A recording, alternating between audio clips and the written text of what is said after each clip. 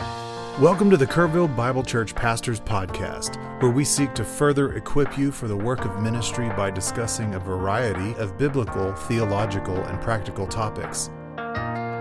Stick around until the end of the episode to learn how you can submit a question for us to answer on the podcast. Welcome back to the Kerrville Bible Church Pastors Podcast. My name is Toby Baxley. I'm joined today by Murray Then Gundy, Chris McKnight, and back from Christmas break and kids and grandkids is elder brother pastor Scott Christensen. An elder is an overseer, is a pastor, is a shepherd. Don't get ahead. I was going to say Scott McKnight, but that's another guy. Scott with one T. Don't we don't associate you with Scott McKnight. No. There's J. Scott Christensen, Scott McKnight, and then the Right Reverend Chris McKnight. Yeah. That's too complicated. You guys made like youth trivia at the other night in junior high. Some of the questions were like where I was born, and then like what your actual first names were. Oh yeah, and they didn't know Scott's. Right. But anyway, we've talked about that before. But now we got to talk about eldership. This is a big deal. This is a really big deal in our church, eldership and the functions, the functional equality and the functional diversity of our eldership and our elder council, as Alexander Strock would call it. We don't really call it a council or we're a board. We're just a group, right? We're just a group of guys. Well, don't say. Oh, I'm sorry. Don't say that yet. Don't say one of my that. questions. Okay. Toby's able to answer questions that are not even asked. I'm answering questions you haven't even thought of yet. All right, let's just pray. Thank you, Lord, for this podcast. Okay, Murray, you've got questions. You said you've got questions. I have some questions for discussion. Okay. And the hope would be for our listeners to have some more clarity. I would guess there are people in our church, we're having a lot of new people come in, and certainly in our prospective members class, we talk about that we're an elder-led church and all that. But I think there's probably still some uncertainty as what that means, what that looks like. Who are they? Who are the pastors of the church? And is it just Chris? Is it just Chris and Toby? Is it just Chris and Scott and Toby? Is it just Chris, Scott, Toby, and Murray? You know what I mean? And so I think that I'm hoping this would be helpful for our listeners to just okay, I get it now. So the big picture is don't get ahead, Chris. Well, I mean, just the title of our podcast: diversity, equality and diversity. Yeah, equality and diversity of elders. Two topics. That's DEI? right. That's right. Is that one? No. Stop with eyes. Stop somewhere. Not to be confused with DEI. Right. Okay. So first, what are the different views on how a church should be run or governed? And I'm going to use we're using Biblical Eldership by Alexander Strock as a lot of our reference. Is that this a new podcast. edition? So completely revised, yeah. Friend, it's been out 30-something years ago, and so this is what we're actually using with our two groups that we're doing in church, and it's a revised textbook and revised workbook that goes with it. And so, and it wasn't just hyperbole. I mean, it really is completely redone. 2024 was the publishing date. So yeah. So here are 5 different views in Strock's book of how a church is governed or run. One is the single elder-led church. The Bible's witness to a congregational single elder-led polity. The second is the presbytery-led church, Presbyterian church government. The third is the congregational-led church, which is congregational polity. The fourth is the bishop-led church, the Episcopal or Anglican polity affirmed, weighed, and defended. And then the fifth is the plural elder-led church, sufficient as established the plurality of elders as Christ ordained means of church governance. And so that's us. We're number 5.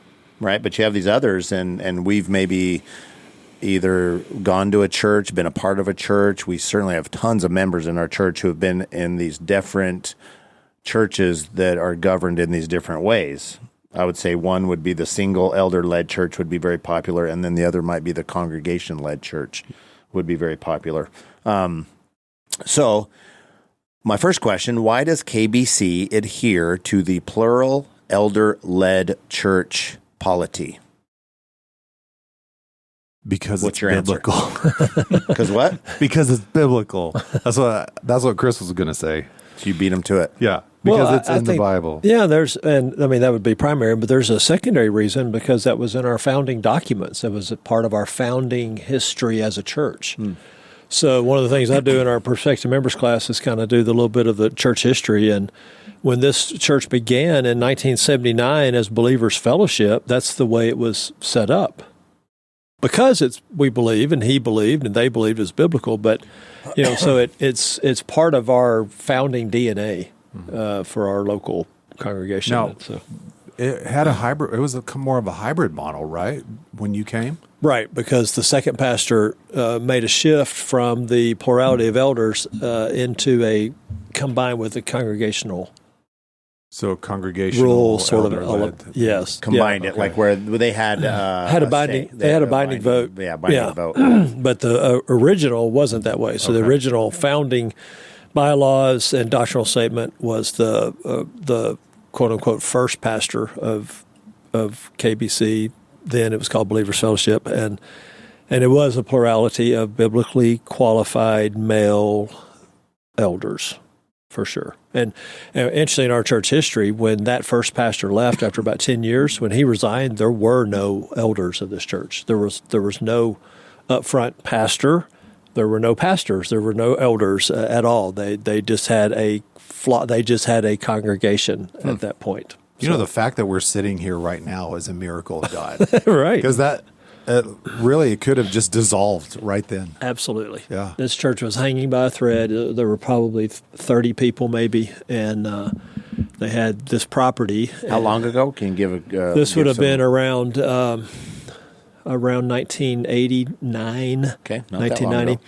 And so they had the old fellowship hall, the army barrack, and maybe a couple other little buildings, and had the 7 acres here, and maybe 30 or 40 people, and found themselves sheep without shepherds. And so the first thing they had to do was they just kind of looked around and said, well, we can't quote hire a pastor until we have elders to shepherd that whole process. And so the congregation looked around and nominated 3 or 4 men as the new elder board. Interesting. And it kind of went from there. So, Yeah. but so that would be why this church is. I think those 2 reasons combined.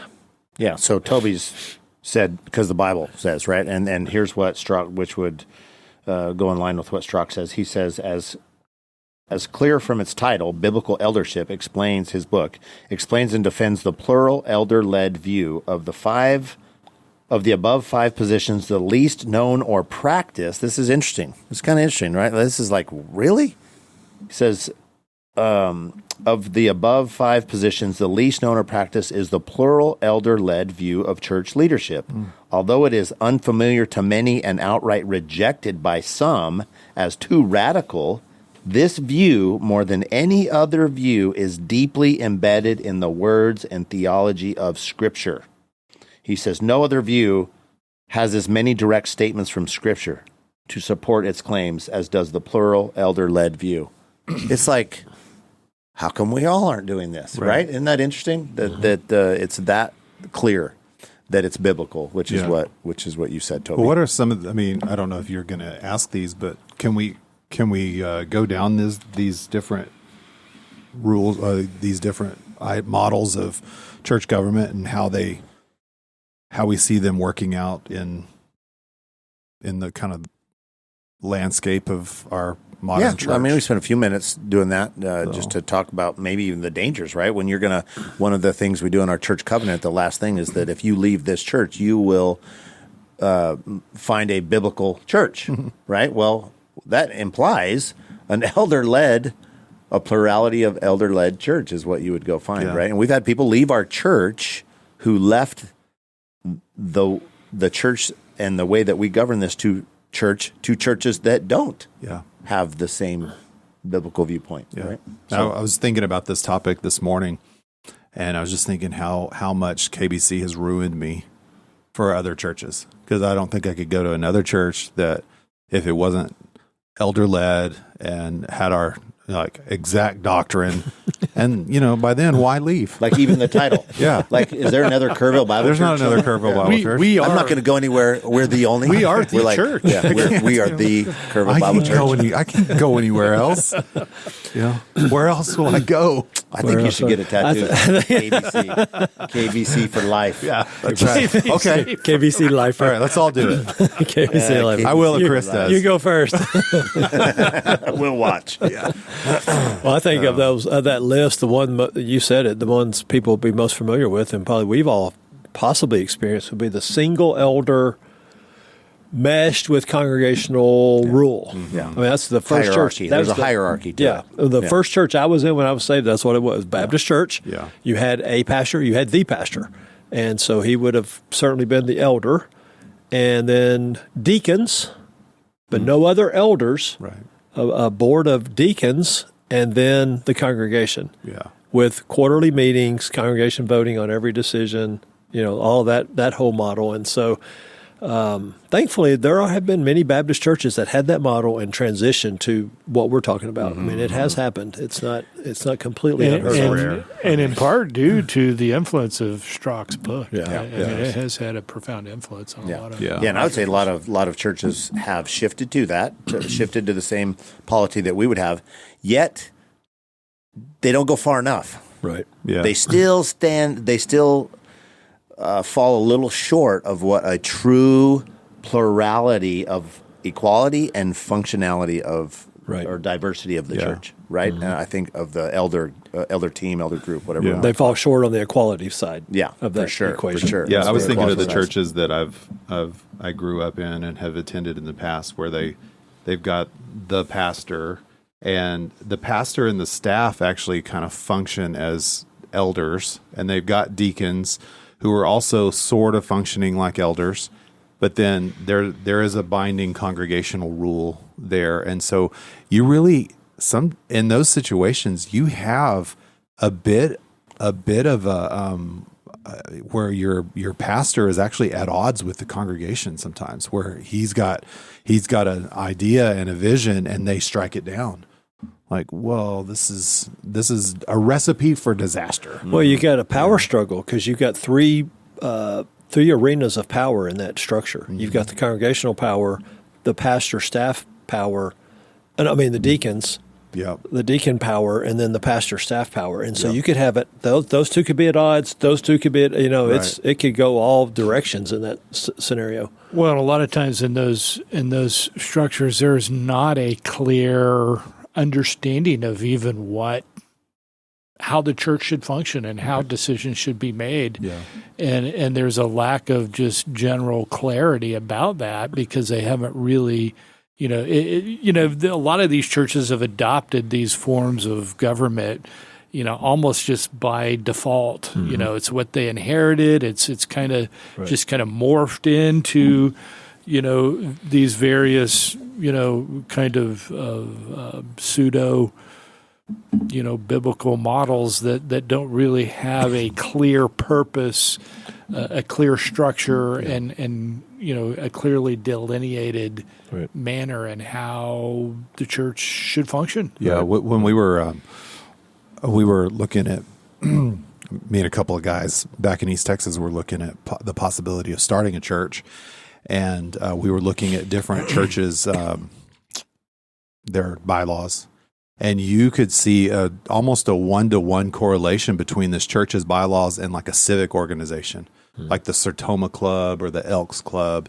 Even so much where, you could call for a dissolution of the church with like a 2/3 majority and distribute the assets to whoever or reconstitute. And it was so easy. It would have been so easy just to do like a hostile takeover of an established congregation. because also the membership process was easy too. You just show up and raise your hand and sign a card. Right. So I think that's where a lot of churches are in trouble with that, is that they've just adopted civic organizations, bylaws and constitutions, and it leaves them open for all kinds of malpractice, really. But I was thinking about the single-led elder model as kind of the man of God model, and you see that in some like charismatic churches.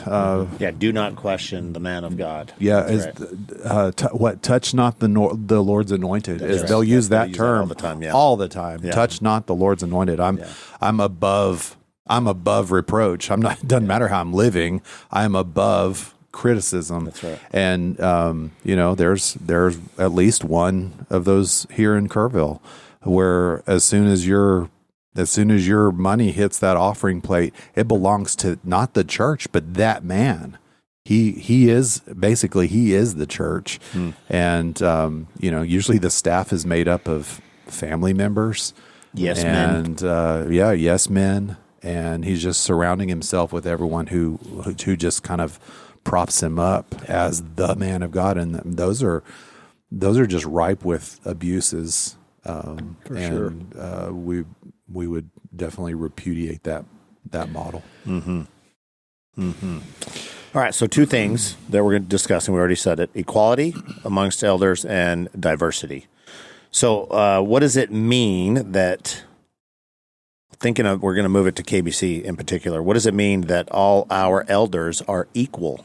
And I'm going to read something from this book. But what do you guys think? What does it mean that all our elders are equal? And let me say this along with it as you're thinking about it. Why is mistaken terminology important when it comes to referring to our eldership? All right, so it ties into this. So this equality idea, and then this mistaken terminology of what we might refer. Let me grease the wheels a little bit with that. Is Chris is the senior pastor. Then we have titles. We're all 4 pastors, and then we have lay elders. We have 5 lay elders, right? And we're already now starting to make this division of equality. You're doing the very thing you're saying we shouldn't be doing. That's right. That's right. Yeah. So what does it mean that all our elders are equal? And then this whole idea, we'll get into mistaken terminology. Well, I'll let these guys start. As far as equality goes, we explain it in our prospective members class that any one of us has veto power. We, as a group, are not seeking majority. We're not seeking a majority rule even among our elder group, but we're seeking unanimity. We want to be unanimous and united in whatever we go forward with. And so any one of us can raise our hand and say, I don't agree with this. And it shuts down the process, and we have to pause and get to where we're going to be united in that.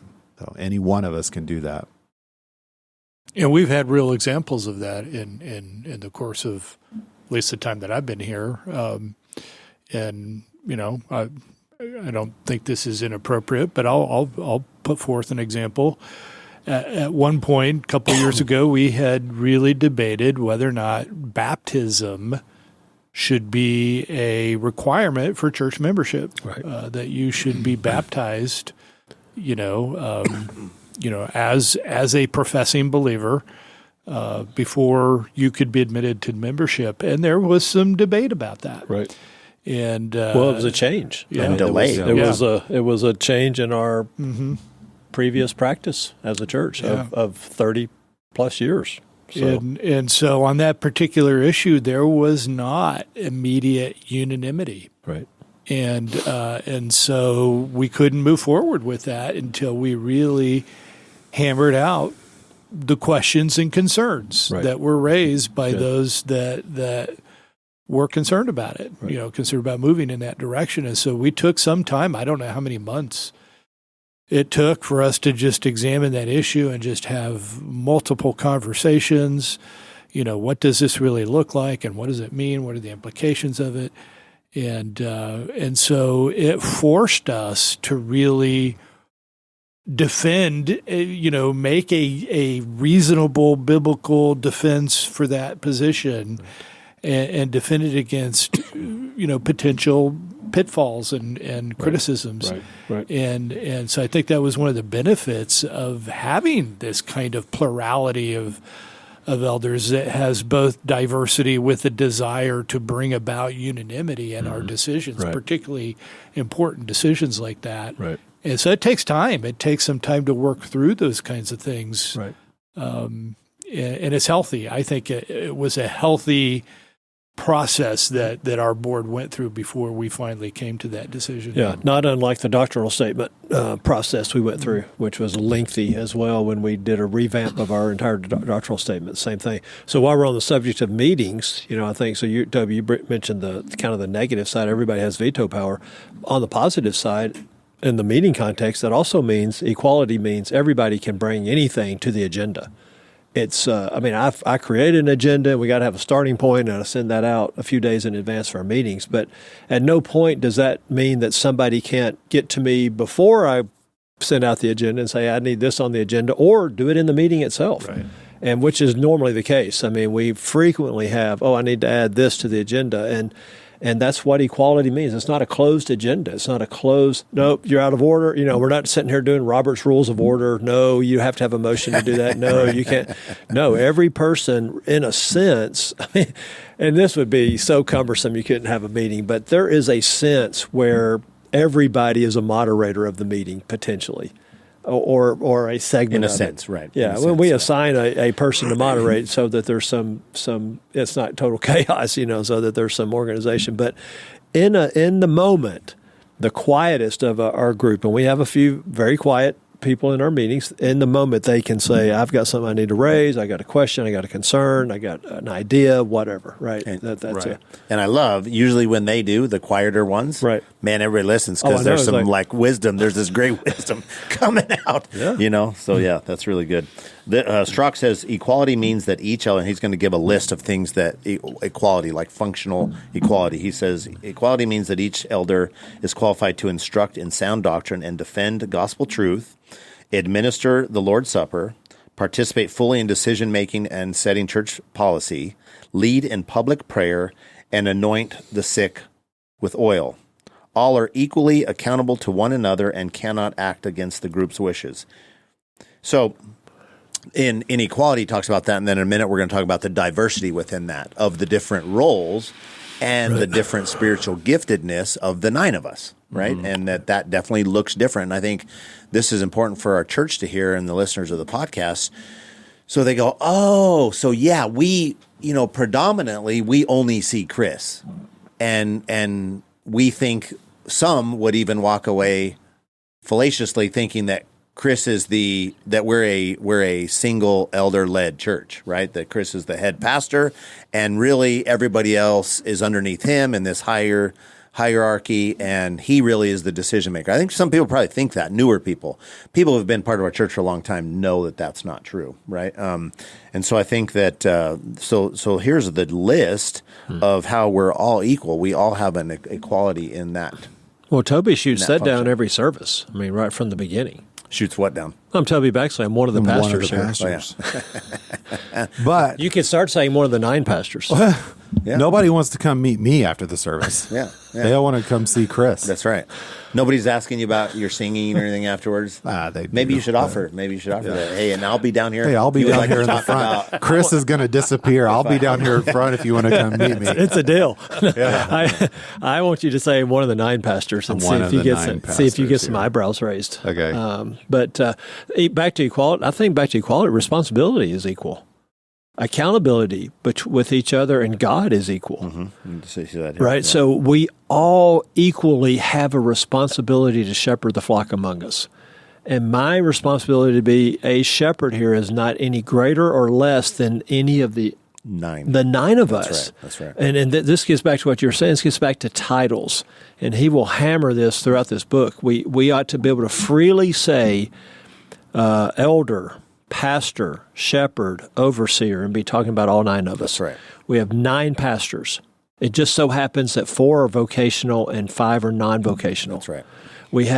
We have 9 shepherds. We have 9 elders. And what we tend, this is probably where we are as a church right now. We probably have a church that thinks, well, there's 5 elders and 4 pastors. Is it 9 elders and 4 of them are pastors? That's right. But I bet we have a church that is very uncomfortable calling Carson and Thad and Jay and Ken and Bernie pastor. Right.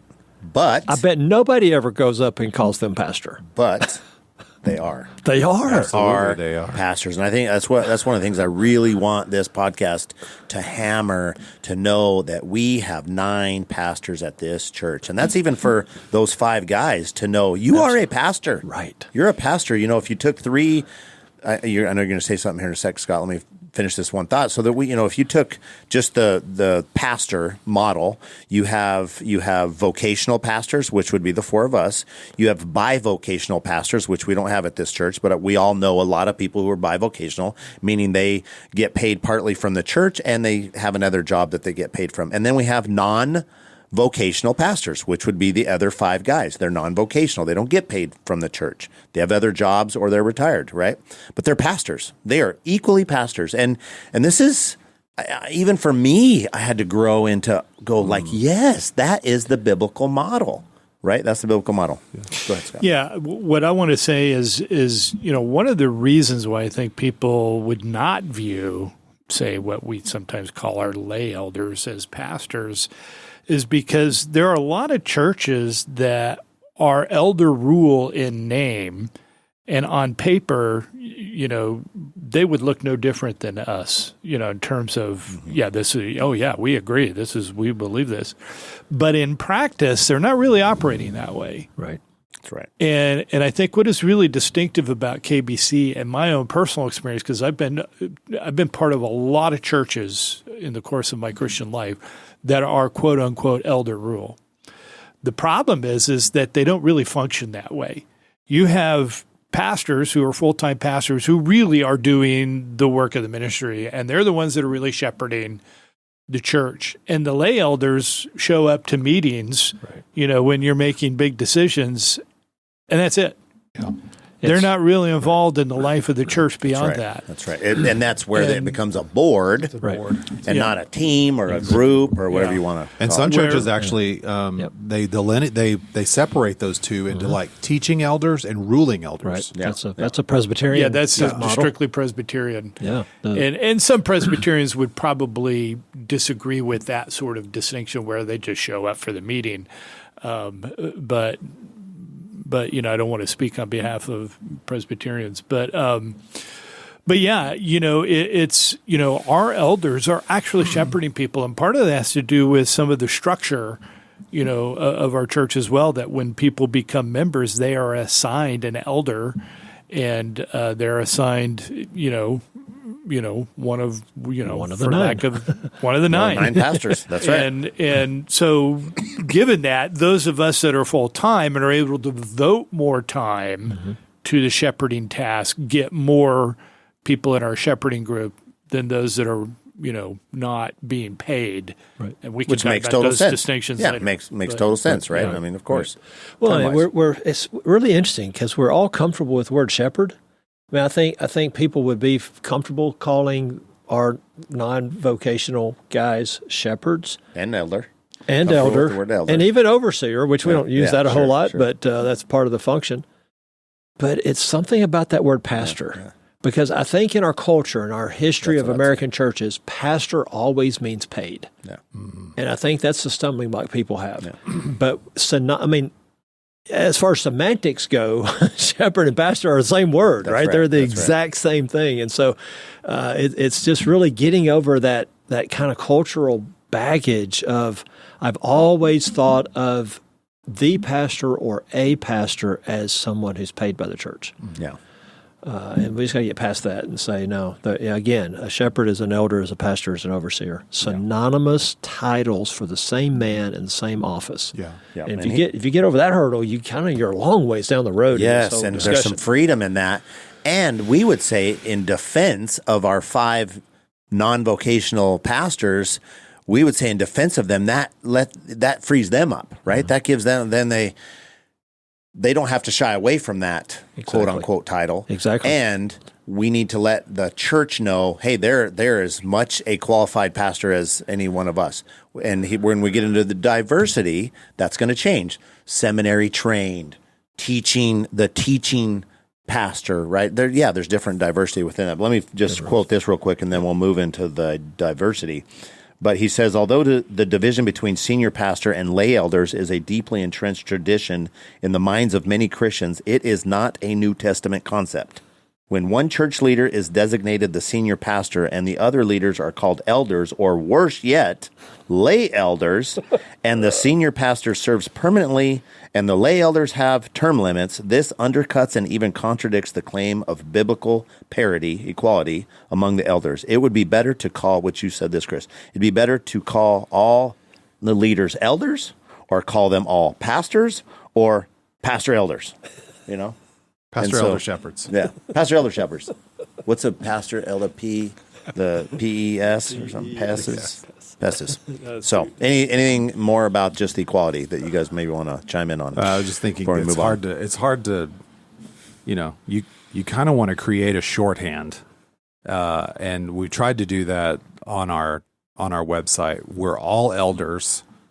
The four of us are on a different section of the leadership team as staff. I think we're called staff elders, and we have these titles, associate pastor, lead pastor, youth and family pastor, worship pastor, because that's the role that we occupy in the kind of the day-to-day operation of the church. In the vocational sense. In the vocational sense, that's our job. You could say it's what the church is paying us to do above and beyond. Yeah. Eldering. Yeah, it's not a special title, it's a clarifying title. Right. Yeah. Yeah. And then we have I think we call them non-staff or I don't know if they're non-staff or volunteer. Because we don't even want to do like volunteer because that puts them on a separate thing. They're non-vocational. They're non-vocational pastors. What is it? They're not volunteers because they're worthless. They're volunteers because they're priceless, right? But so the other five guys are non-staff. And really what that does for the public that's come to our website, that says, well, these four guys, I'm probably going to see them in the church office during church hours, and the other guys are I'm not going to be able except to for me go. And me. They can't find me. They can't find me. He has a secret office. You're in the loft, and Murray does all his work. I'm meeting someone at Culver's. I'm meeting someone at Freddy's.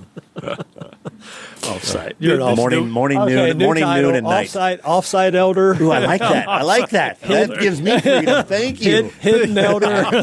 Attic elder. Attic elder. Yeah. Scott and I are the ones who are elder. He's an office elder. Scott and I are the ones who are really serving the church. We're up there. A desk elder. On the day-to-day activities of the church, we're on the front lines. Yeah. Chris is in the back. I'm in the back. Hey, I'm back there with David. In my tower. That's right. He's in his ivory tower. Yeah, I'm going to get a shipping container pretty soon and be back there in the corner of the property. One thing I was going to note that I don't think we've mentioned yet, that one of the basis for this equality thing and the terminology is that there are basically three terms in the New Testament to describe this position that we're describing. Mm-hmm. And it's the Greek word episkopos, from which we do get the word episcopal, but it mainly means overseer. Right. And from the word presbyteros, from which we get the word Presbyterian, but it generally is translated as elder, and then poimeia, which is generally translated either pastor or shepherd. Mm-hmm.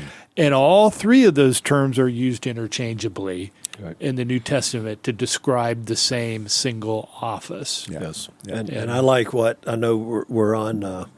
We're in diversity, but I know Strock brings out that the foundation of biblical eldership is the 12 apostles that Jesus called, and so they had this equality and diversity, and they had a spokesman, an obvious spokesman for the group, but that didn't mean he had authority over the group. Jesus is the authority. Jesus is the head. Jesus is chief shepherd. And so I think Strike's, where did this biblical eldership come from? Well, it's rooted in the Old Testament, but it's really modeled for us in the temporary office of the apostles that passes away in the first century. And so that temporary office basically transitions into the elder office going forward because there are no more apostles. And so you have this very model that Jesus created of 12 men who were equals and also had their diversity in roles, diversity in gifts, diversity in as we see, you had the inner three, you had the one in Peter who was always the one speaking up for the group, as it were. And so I think that gets us to the diversity side. For sure, yeah. What else? So let me read this because this will kind of prime the conversation. So he says on page 48, he says, although all elders share equally the same office, title, and pastoral charge, which we've established, there is among the elders a rich diversity in giftedness, life experience, the Lord's personal leading in the life of each individual elder. And then, however, not all elders on the elder council or elder team enjoy equal availability of time, verbal skills, leadership skills, biblical knowledge, or degrees of teaching competency. Some elders are highly verbal and outspoken, while others are quiet and reserved. Some are builders and visionaries, while others are good at maintaining what has been built. Some are scholarly, and others are not so. I guess he put me there. He said he just calls me a not so. Not so. He did you just move from scholarly to not so. He said I'm a not so. He goes Summer Scott. You have other Scott and Summer Murray. You have other strengths, though, Murray. Yeah, scholarly and then not so. Okay, and then some elders have confrontational personalities, while others draw away from confrontation. Some are highly organized, others forgetful. Some elders are like Peter. I'm forgetful. I'm scholarly, but I'm forgetful. He is describing our elder board. Isn't this great? I love it. That's what I want to talk about. Exactly. That's kind of the next thing is like, what is our 9 elders? So some elders are like Peter, a man of action, initiative, and extraordinary speaking ability. Others are like the gospel writer John, warm, loving, and passionate for the truth. Others like Andrew, who served humbly as an apostle, but always in the background and in the shadow of his famous brother Peter. And then some are like Matthew, who could skillfully articulate and defend the teaching of Jesus Messiah. So, how are elders functionally diverse? That's an example right there. So, what is some of the diversity that you see in our eldership? The 9 of us.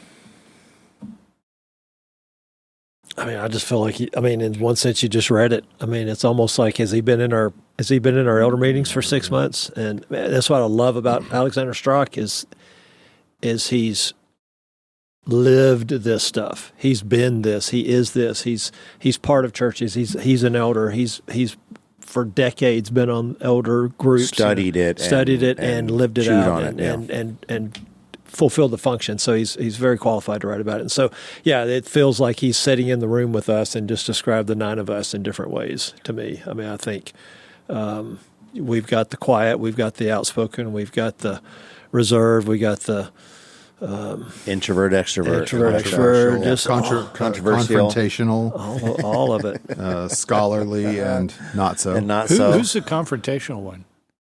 Why are you looking at me, Scott? You're leading this discussion. Yeah, that's right. Yeah. You. Oh, okay. Yeah. That's where you're looking. Yeah. I mean, I don't know who would be confrontational. I don't know that we have anybody super confrontational. I think maybe a way to say it is doesn't shy away from confrontation. Like, isn't like so passive that just going to sit back. I would say half of us at least would be like, yeah, we don't love confrontation, but we're not going to shy away from it. Yeah, it's like I don't think we vote sometimes, right? As a group, we'll say, okay, who wants to go talk? Yeah, we usually pick 2 people. Like, how about you and you go talk to so and so? I don't think anyone is ready to jump into a confrontation. Yeah, not looking for a fight. No one is eager to jump into that confrontation. Nobody's looking for a fight. I wouldn't. Yeah, no, but none of us love confrontation. Yeah. I think that's so. I think what I'd like to say about all this is, people are going to listen to this podcast and they're going to say, okay, I appreciate everything that you guys have said, but everybody is still looking to Chris. Yeah. as the Agreed. primary pastor of our church. The pastor. And in many cases, yes, that he's the pastor. Now, I don't want to dismiss everything that we've said so far, but I do think there is a kind of sense, and maybe you guys will disagree with this, and we've talked about this before, but I do think there is a sense in which you can maybe have what we would call a first among equals. He talks about that. Yeah, he calls it leaders among leaders. Yeah, and that's the way I view Chris. Yeah. And I think Chris, correct me if I'm wrong, but I think you view yourself this way as well, in the sense that you are a leader among leaders. And even in our elders' meetings, you function in that way. And in our day-to-day activities as a church, even I look to you, for that sort of leadership. I don't think that's unbiblical. Mm-hmm. You see that pattern throughout with the Scripture. apostles. When you see it with the apostles, right? You look at Peter. You could imagine they probably kind of sat and said, "Well, what's Peter going to say?" Right? Or later Paul. Yeah. Right. Who stood out? Or you go to the Old Testament. You look at a Moses. Or you look at a David, or you look at a Joshua. You look at an Elijah. And the school of the prophets, and you do have these individuals, and historically in the church that is true as well. You have unique individuals that rise up to a position of leadership, that people look to. Mm-hmm. Even the broader church. Yeah, I mean, you have the John Calvins and the Martin Luthers of the world, right? Who just happen to be extraordinary people that God raises up, right? To be leaders. Now, when I look at Chris, in our church, and Chris isn't going to pat himself on the back, but he is the most dynamic and powerful and gifted preacher among all of the elders in our church. There's no question about that. And therefore it makes sense that he is the one that is regularly preaching in my mind. Not that others of us are incapable of doing that, but Chris has given himself to an extraordinary degree to this task. To fulfill that role. That's right. But at the same time, it naturally fits his role because I do believe he is a first among equals. He is a leader among leaders. And some of that is going to be demonstrated in the preaching, which is a primary manner in which the authority and the instruction and the leading of the church is going to take place. Even you could even say is the shepherding. Yeah. Preaching is a major component of shepherding because it's feeding the sheep. Yeah. Right. Yeah. So having said all that, that doesn't mean that Chris, says what happens and it goes way Chris wants it to go.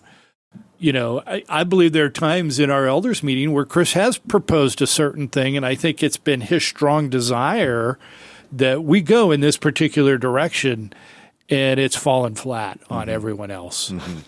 On its face, Chris. And Chris is just like that. And Chris is just, he's hiding underneath the table and I'm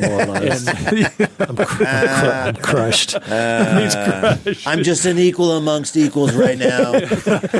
So much for being the first. But I think, and you don't even get a double vote. In this diversity is important because you kind of touched on it, Scott. So Strzok says this, according to 1 Timothy 5:17 and 18 is the verse he uses for this diversity. He says, most significantly, not all elders labor at preaching and teaching. Right? Not all 9 of us do that. Mm-mm. Some of us get to do it occasionally, but for most, Chris labors at preaching and teaching, right? Although all elders, I was really taken aback by a few of the things he stated, and I had to really process it to go, okay, yes. Although all elders must be able to teach, not all have the spiritual gift of teaching or the same degree of proficiency at teaching or preaching the gospel. The gift of teaching comes in all styles and varieties. This implies that some elders will have a more prominent role in the public teaching ministry to the whole church. Second, not all elders rule well. In this 1 Timothy 5:17, I was like, okay, what do you mean? He says, although all elders must be able to lead and manage their homes well, not all have the spiritual gift of leadership or the same degree of leadership skills. nor do all have the spiritual gift of shepherd. So the gift of shepherd, right? The spiritual gift of shepherd. He goes, this implies that one or some elders will display more prominent leadership, initiative, and influence within the eldership body and the church. So I think that's the diversity, right? Mm-hmm. There's an equality, but there's a diversity, which, praise God, there's a diversity, right? It's literally a microcosm of the greater body of Christ, that we all have different gifts and we fit together and we matter. The hand matters just as much as the eye, right? Mm-hmm. Right. And you just could take that to the broader scale of our scope of our whole church, that you matter as a part of the body of Christ. And then God has assembled this office of pastor, elder, overseer, shepherd, has assembled them to help lead you and shepherd you, right? And they all are equals with different gifts as well. Yeah, I mean, I think all of us could look at things that we've dealt with as an elder group and think this particular thing I get really fired up about, and then this particular thing that we're talking about, my eyes start to glaze over. When it's talking about shepherding issues in the church and interpersonal things, I get passionate about that. When we're talking about budgets and buildings and, land purchases and fences, and I'm like, spreadsheets. Come on, You love the spread. You love it all. That's why Chris is the person. He loves it all. He loves the stats. He loves the numbers. I'm looking for a nap. I'm looking for a pillow when we talk about that. So I think we all have that. Yeah. Well, I think this is where it's we wrestle with the titles for the vocational side of this. And it's very interesting because on one level, we four are complete equals. On another level, I'm supposedly supposed to be your supervisor, right? That there's a good luck with that. Yeah, I know, exactly. So there's a vocational structure here, and at times I've wrestled with should I actually be y'all's supervisor? And I've actually bounced this question off of other pastors and elders in other places. And said, should I keep overseeing, supervising them and giving input to the other elders about you guys and your job performance and all that? You shouldn't be. And what my counselors told me was absolutely, absolutely you should because as you were talking earlier, Scott, I was thinking, what is my role? What is my role? I don't want to say head coach. I think that's Jesus. I want to say quarterback. I'll say, we're in football season, right? What is my role? I'm quarterback with the rest of the team, or point guard with the rest of the team, not head coach, not calling the plays, not hiring and firing at will. I'm a teammate. I'm a player with you guys on the field, in the battle, whatever. But this is something that comes up because we got these two realms. We got the whole 9 of us, and then we got the 4 of us. And so back to these titles, what should my title be? Your title, all this stuff, and it's very hard. And so where we've landed at the moment is lead pastor. It's as I don't want to be called teaching. That's right. I don't want to be called teaching pastor because we're all teaching pastors. I don't want to be called pastor teacher because we're all pastor teachers, whether we have the gift or not. That's the Ephesians 4 terminology. Used to go by that terminology because MacArthur did. And as I thought more about it, it's wait a minute. Ephesians 4, he gave pastors and teachers to the church. He's got to be talking about the elders. And all elders are called to pastor, and all elders must be apt to teach. So we're all pastor teachers. So we got to set, that can't be it. So landed on lead pastor, landed on youth and family, landed on worship, landed on associate as the human attempt at the best effort to describe what the role. Maybe it's all for lack of a better term. Exactly. That's right. Maybe we should just start calling you the Aaron Rodgers pastor. No. Then I would have to. Because then he'd be yelling at me because I didn't run the route correctly. I've been playing football for 40 years. Do you not know this? And you ran the wrong pattern. I would have to retire. Okay, so to end it, I want to wrap it up with this, Chris. This is for you. You're the longest tenured elder of the 9 of us. How would you conclude for our listener your current take on our current eldership team group here at KBC? On what aspect? On the equality or just diversity, or just your and hope? your Just your big objective picture. view, Oh, big easy. picture. You look and you. No, that's easy. Your hot take. No, that's easy because I've done this in the recent Perspective Members class because all this stuff comes up at some level. We have the most elders that we've ever had. We're the most unified that we've ever been. We're the most diverse that we've ever been. We're the healthiest that we've ever been. We're functioning I would say the best that we have. I'm encouraged. I think we have fun together. There's a ton of laughter in our meetings. I think the addition, Murray, of you, and who came on with you? Jay? Bernie came on with you, and then Jay's also more recent. Just added an element that wasn't there before that was needed from all three standpoints. Bernie brings something. He's the quietest probably. He probably says the least in the meetings, but he brings an element to our meetings that we didn't have as strongly before as we do now. And you could say that for Jay, you could say that for you. So now, all of that being said, I think there is room for growth and improvement for all of us, and that's why we're doing this other book together this year as elders called The Shepherd Leader, How to Effectively Shepherd Your Church. And this is a separate book by the author's Timothy Whitmer, and we're reading it together, the 9 of us. We're going to go through it all year with the goal of sharpening ourselves, challenging ourselves to be more effective. I think we got the right structure. I think we've got the right approach.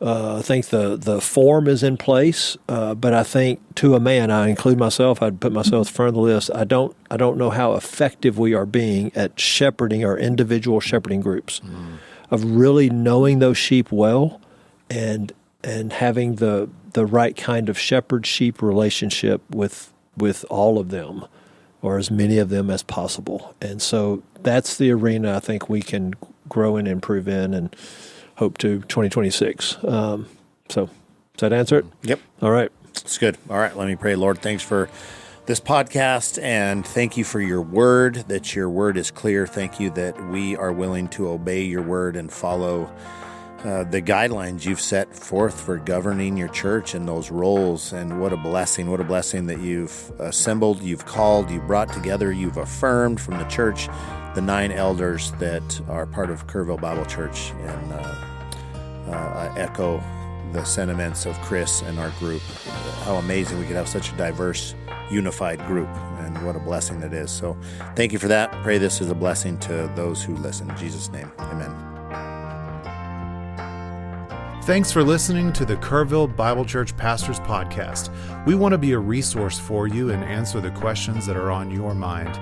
Please send them to us via email at questions@kerrvillebiblechurch.org, or call or text us at 830-321-0349.